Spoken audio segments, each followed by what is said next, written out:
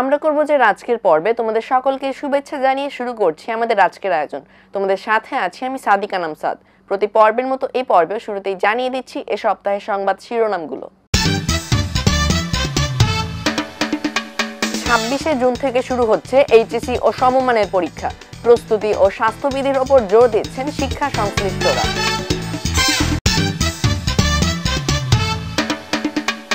শিশুশ্রম বন্ধে শুধু আইন নয়, চাই সম্মিলিত উদ্যোগ, বলছেন বিশেষজ্ঞরা।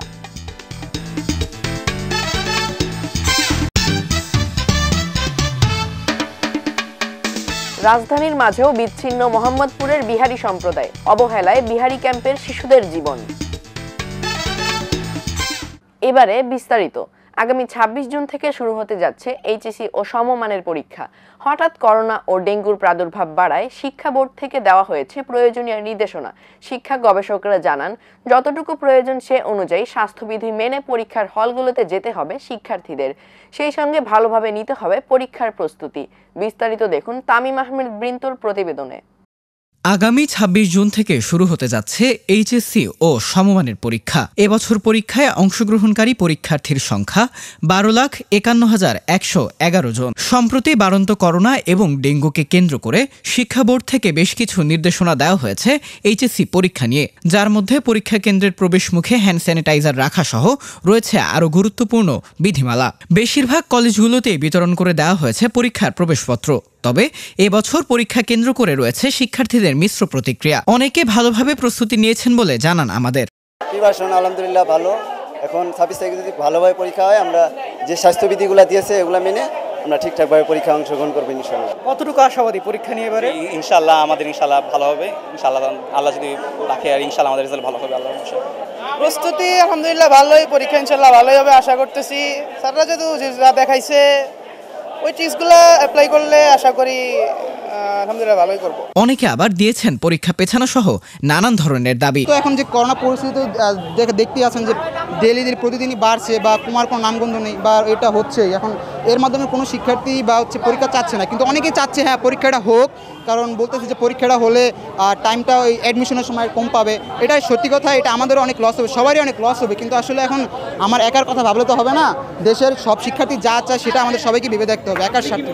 শিক্ষা গবেষক মোহাম্মদ মোস্তাফিজুর রহমান জানান, পরীক্ষা পেছানোর সুযোগ নেই। স্বাস্থ্যবিধি সহ সকল নীতিমালা মেনে পরীক্ষার্থীদের কেন্দ্রে যাওয়ার উপদেশ দেন তিনি। করোনার এবং ডেঙ্গুর যে প্রাদুর্ভাব, এটা নিয়ে যেটি প্রথমে করতে হবে, এটার জন্য আমি হঠাৎ করে দেখছি যে বিভিন্ন জায়গায় পরীক্ষা পিছানোর একটা আন্দোলন শুরু হয়েছে। প্রথমে এটি বন্ধ করতে হবে। পরীক্ষা পিছানোর মতো এরকম কোনো করোনা বা ডেঙ্গু উদ্বেগজনক পর্যায়ে এখনও পৌঁছায়নি। তবে হ্যাঁ, অবশ্যই আমাদের শিক্ষার্থী এবং বিশেষ করে অভিভাবকদেরকে সচেতন হতে হবে।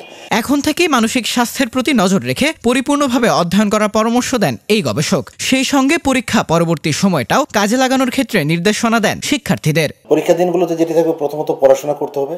তবে হ্যাঁ, একেবারেই খালি পড়াশোনা করলে হবে না, পড়াশোনা করবে, বাইরে যে সময়টুকু পারবে তারা পত্রিকা পড়া বা তার রিক্রিয়েশন, তার যে এটা আগে যেমন সে সারাদিন মাঠে খেলাধুলা করতো, সেটারও তো সুযোগ হবে না, এটা দোকানে। কিন্তু পড়াশোনা রিভিশনের পাশাপাশি সে যেন সামাজিক কর্মকাণ্ডের সাথে যুক্ত থাকে, বাবা মার সাথে যেন কথা বলে, খাওয়া দাওয়া করে যে কাজগুলো সেগুলোর সাথে যেন যুক্ত থাকে।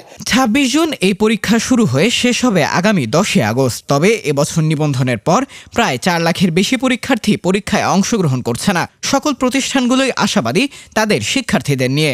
তামিম আহমেদ বৃন্ত, আমরা করব জয়, ATN বাংলা, ঢাকা। পরিবারের আর্থিক অসচ্ছলতার কারণে শিশুরা ঝুঁকিপূর্ণ কাজে জড়িয়ে পড়ে, হারিয়ে ফেলে নির্ভার শৈশব।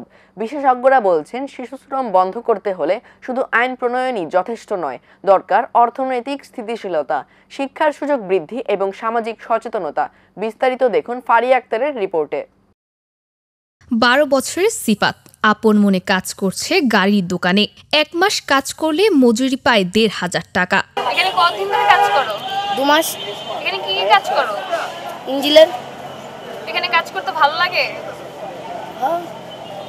এখানে কেন কাজ করতেছো? পড়াশোনা করো না কেন? পড়াশোনা করতে ভালো লাগে না, সংসারে আব্বু আম্মু কাজ করে, তাদের সাথে হেল্প করি। সিফাতের মতন গাড়ির যন্ত্রাংশের কাজ করে সজল। বাবা মা থাকলেও সংসারের জন্য উপার্জনে নেমে পড়েছেন। তোর বয়স কত? 12। এখানে কতদিন ধরে কাজ করো? আসছি প্রায় 1 বছরের কাছাকাছি। তো বাবা মা নাই? আছে। তারপর তুমি কেন কাজ করো? কাজ করে আমাদের হয় না, তার জন্য। তার মতন হাজারো শিশুর দুরন্ত শৈশব হারিয়ে গেছে এমন কঠিন বাস্তবতায়। কাজ করে কত টাকা আয় করো? 1500 মাসে। এই টাকা দিয়ে কি সংসার চলে? না চললে তো করা লাগবে কাজ। বাংলাদেশ পরিসংখ্যান ব্যুরো 2022 সালের জরিপ অনুযায়ী দেশে শিশু শ্রমিকের সংখ্যা 35,36,926 জন। 2013 সালে শিশু শ্রমিকের সংখ্যা ছিল 34,50,369 জন। অভিভাবকদের দারিদ্রতা, শিক্ষার সুযোগের অভাব এবং অর্থনৈতিক পরিস্থিতি শিশুদের শ্রমের দিকে ঠেলে দিচ্ছে। যতটুকু যাওয়া দরকার, যতটুকু যাওয়া উচিত ছিল, আজকের দিন পর্যন্ত আমরা যেতে পারি নাই। কারণ সরকারি যে প্রকল্পগুলো আছে এটা আমরা নামে বলি মেগা প্রকল্প, কিন্তু কাজে গিয়ে হয়ে যায় মাইক্রো প্রকল্প। এইটা একটা আমি বলবো যে প্রকল্পের একটা লুপহোলস। আর উন্নয়ন সহযোগী যারা আছে তাদের জন্য যেই পরিমাণ বরাদ্দ ডোনার থেকে দেওয়া দরকার এইটা পর্যাপ্ত না। ফলে আমরা যদিও মনে করছি যে প্রচুর কাজ হচ্ছে, বাস্তবে ততটা একদম জীবন পরিবর্তনকারী শিশু শ্রমের বিরুদ্ধে কাজ হচ্ছে এটা বলে আমি মনে করি না। বিশেষজ্ঞদের মতে বাংলাদেশে ঝুঁকিপূর্ণ শিশুশ্রম হ্রাস পেলেও সামগ্রিক শিশুশ্রমের হার কমাতে আরও অনেক কিছু করার রয়েছে। 2025 সালের মধ্যে সব ধরনের শিশুশ্রম নির্মূল করার কথা থাকলেও এখনও তা বাস্তবায়ন হয়নি। জাতীয় এবং আন্তর্জাতিকভাবে শিশু শ্রমের বিরুদ্ধে কঠোর আইন থাকা সত্ত্বেও দেশে 69 লাখ শিশু শ্রমিক হিসেবে কাজ করছে। বাস্তবতা বলছে এ সকল শিশুরা তাদের ন্যায্য শৈশব থেকে বঞ্চিত।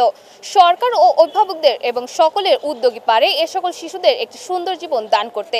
পারি আক্তার, আমরা করব জয়, ATN Bangla, Dhaka. Corona virus আবারও দেখা দিয়েছে বাংলাদেশে। রাস্তাঘাটে অনেকেই চলাচল করছেন মাস্ক ছাড়াই, মানছেন না স্বাস্থ্যবিধি। এ অবস্থায় সবচেয়ে বেশি ঝুঁকিতে রয়েছে আমাদের শিশুরা। স্কুল কলেজে আবারও শুরু হয়েছে ক্লাস, কিন্তু সচেতনতা অনেক ক্ষেত্রেই নেই চোখে পড়ার মতো। সচেতন হওয়ার পরামর্শ জনস্বাস্থ্য বিশেষজ্ঞদের। রিপোর্ট করছে সাবিহা আঞ্জুম পৌশি। আবারও করোনার ঝুঁকিতে বাংলাদেশ, কিন্তু অনেকেই এখনো সচেতন নন। রাস্তাঘাটে বেশিরভাগ মানুষেরই মুখে নেই মাস্ক, মানছে না কোনো স্বাস্থ্যবিধি। মানুষ তো জানেই না যে করোনা এতটা বেড়ে গিয়েছে। আমি নিজেও মাস্ক পরি নাই। হ্যাঁ, এটা আমি অবশ্যই মানুষ হিসাবে আমার উচিত মাস্ক পরা, যেহেতু পরিস্থিতিটা আমি জানি। বাট সবাই তো জানে না, মিডিয়া তো প্রচার করছে না, প্রচার করতে হবে। তো করোনা অনেক বেড়ে যাচ্ছে, মানুষ আক্রান্ত হচ্ছে অনেক বেশি। তো এখনও আমি দেখতে পাচ্ছি না যে লোকজন খুব বেশি মাস্ক পরতেছে। আমারও পরা হয়নি, তবে বর্তমানের এই খবর দেখে যে মানুষ যে বেশি পরিমাণ আক্রান্ত হচ্ছে, এটা দেখে আমার মনে হয় যে আরও মাস্ক পরা দরকার, আমাদের মাস্ক পরতে শুরু করা দরকার। মাস্ক পরা আসলে এটা পরা উচিত, আমি নিজেও পরিনি। গতবার আমরা যে ভয়াবহতাটা দেখেছি, এর থেকে আমাদের শিক্ষা নেওয়া উচিত। আসলে প্রত্যেকেরই মাস্ক পরা উচিত বলে আমি মনে করি। জনসাধারণের মধ্যে এখনো সচেতনতা ফিরে আসে নাই, তার জন্য হয়তো আমরা পরি নাই। তা আমরা অনুমতিদের সামনে এই মাস্ক পরবো এবং মাস্কের সেবা নেব ইনশাল্লাহ। 2025 সালের প্রথম 6 মাসে বাংলাদেশে মোট 305 জন নতুন কোভিড-19-এ আক্রান্ত হয়েছে। 24 ঘন্টায় সংক্রমণ কম থাকলেও স্বাস্থ্য সচেতনতা ও নজরদারি অব্যাহত রাখা অত্যন্ত জরুরি বলে মনে করছে চিকিৎসক। করোনাটা যখন হয় বা যে কোনো সংক্রামক ব্যাধি যেটা সাধারণত শ্বাস প্রশ্বাসের মাধ্যমে যায়, সেটাকে প্রতিরোধ করার সবচেয়ে ভালো উপায় হচ্ছে সামাজিক দূরত্ব বজায় রাখা।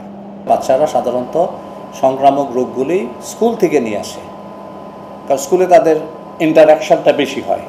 শিশুদের রোগ প্রতিরোধ ক্ষমতা তুলনামূলকভাবে দুর্বল থাকে, তাই তাদের রোগ প্রতিরোধ ক্ষমতা বাড়াতে দিতে হবে পুষ্টিকর খাদ্য।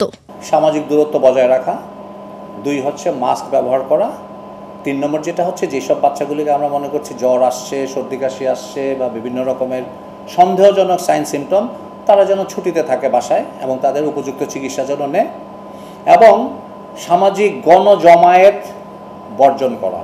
করোনা মোকাবেলায় শিশুদের স্বাস্থ্যবিধি শেখানো, তাদের মাস্ক পরতে উৎসাহ দেয়া, নিয়মিত আবার হাত ধোয়ার অভ্যাস গড়ে তোলা এবং জনসমাগমপূর্ণ স্থান থেকে দূরে রাখার পরামর্শ জনস্বাস্থ্য বিশেষজ্ঞদের। স্বাস্থ্য মন্ত্রণালয়ের পক্ষ থেকে টিকাদান কর্মসূচি জোরদার করার আহ্বান জানানো হয়েছে। তবে শুধু সরকারি উদ্যোগ যথেষ্ট নয়, সচেতন হতে হবে আমাদের প্রত্যেককেই। দীর্ঘ 5 বছর পর আবারও করোনার উৎপত্তি দেখা দিচ্ছে, তবে অনেকেই সচেতন নয়।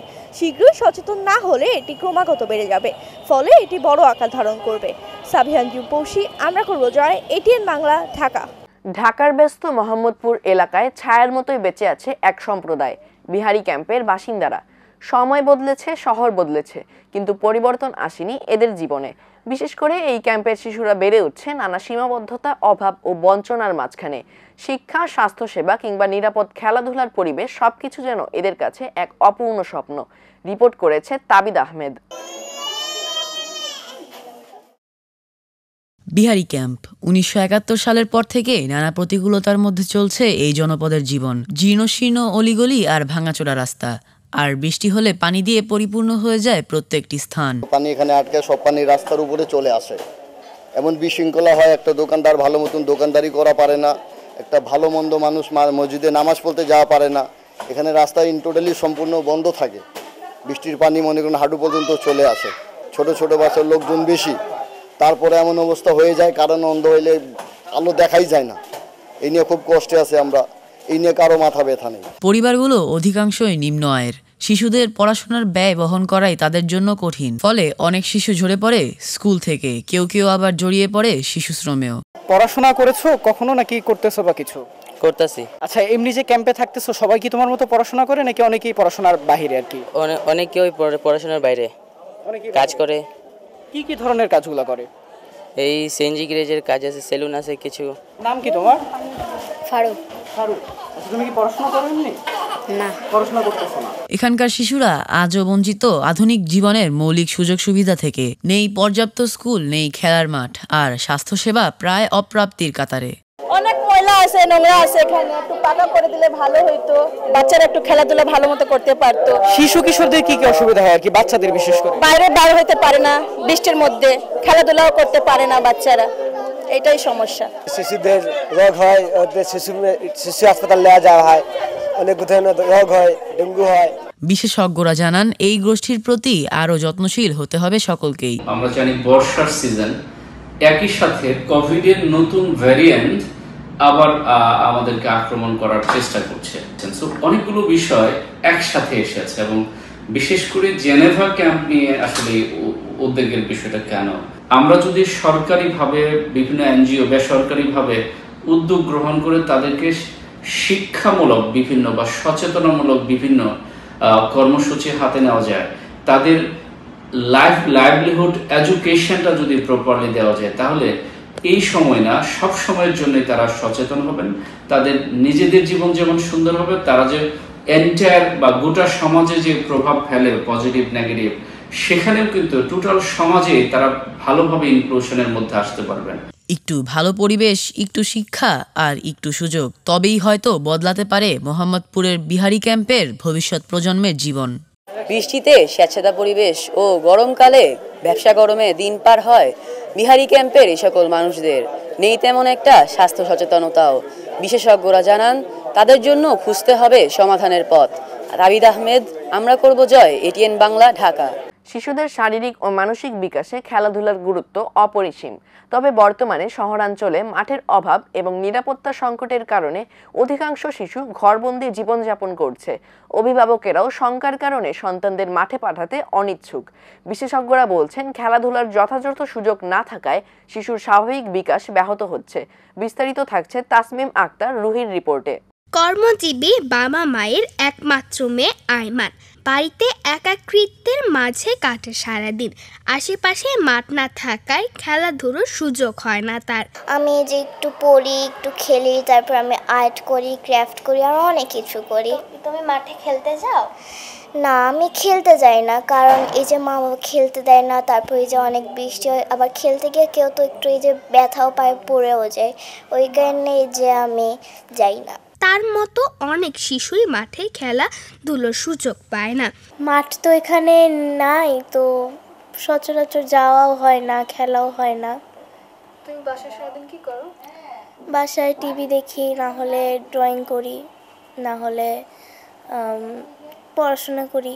একই রাজধানীতে মাঠের স্বল্পতা, পাশাপাশি সন্তানের নিরাপত্তায় ভয়ে মাঠে খেলাধুলো করার সুযোগ দেন না অভিভাবকেরা। বেড়ে ওঠার ক্ষেত্রে অবশ্যই মাঠে প্রকৃতির কাছে নিয়ে যাওয়ার প্রয়োজনীয়তা অবশ্যই আছে। সময় পেলে চেষ্টা করি কাছাকাছি কোনো মাঠে যাওয়ার, কিন্তু সময় স্বল্পতার কারণে সেটা অনেক সময় হয়ে ওঠে না। পাশাপাশি দেশের বর্তমান পরিস্থিতির কারণে নিরাপত্তাও একটা বিষয়। শৈশবে যদি খেলাধুলা না করে শৈশবটাও তো নষ্ট হয়, কিন্তু কিছু তো করার নাই। যদি সরকার থেকে সেভাবে আশেপাশে খেলার ব্যবস্থা করতো তাহলে আমাদের সবার জন্যই ভালো হতো। গবেষণা বলছে 22% শিশু নিরাপত্তা শঙ্কায় মাঠে খেলতে যেতে পারে না।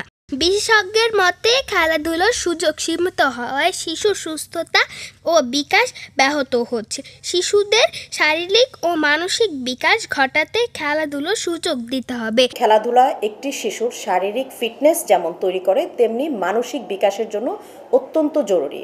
এবং প্রতিটা বয়সেই এক একটা শিশুর জন্য এক এক ধরনের খেলনা কিন্তু বিজ্ঞান বলছে সিলেক্ট করার জন্য। এবং খেলনা দিয়ে যখন শিশু খেলে তখন কিন্তু তার ফাইন মোটর, তার যে শ্রবণ শক্তি, তার যে দৃষ্টি শক্তি, তার যে সেন্সরি স্টিমুলেশনগুলো, এগুলো কিন্তু তৈরি হতে থাকে।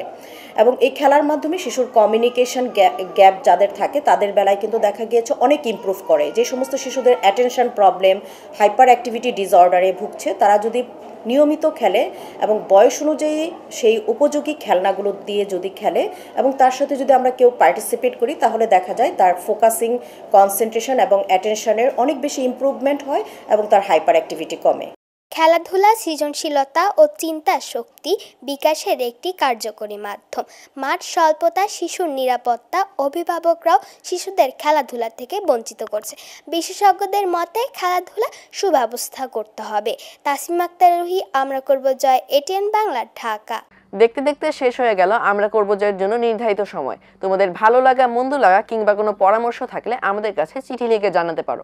আমাদের চিঠি লিখবার ঠিকানা: পরিচালক আমরা করব জয়, ATN Bangla, multimedia production company limited, ওয়াসা ভবন, 2য় তলা, 98 কাজী নজরুল ইসলাম এভিনিউ, কারণ বাজার, ঢাকা 1215, বাংলাদেশ। এছাড়াও তোমরা চাইলে আমাদের কাছে ইমেল পাঠাতে পারো। আমাদের ইমেল অ্যাড্রেস atn.amrakorbojoy@gmail.com। বন্ধুরা, তোমরা চাইলে স্ক্রিনে দেখানো নম্বরে আমাদের সঙ্গে যোগাযোগ করতে পারো। 01317088442। এই ছিল আমাদের আজকের আয়োজন। দেখা হবে আগামী পর্বে নতুন কোনো সংবাদ কিংবা পুরনো কোনো সংবাদের নতুন কোনো অগ্রগতি নিয়ে। সেই পর্যন্ত তোমরা ভালো থেকো, সুস্থ থেকো এবং চোখ রেখো এটিএন বাংলা পর্দায়। আল্লাহ হাফেজ।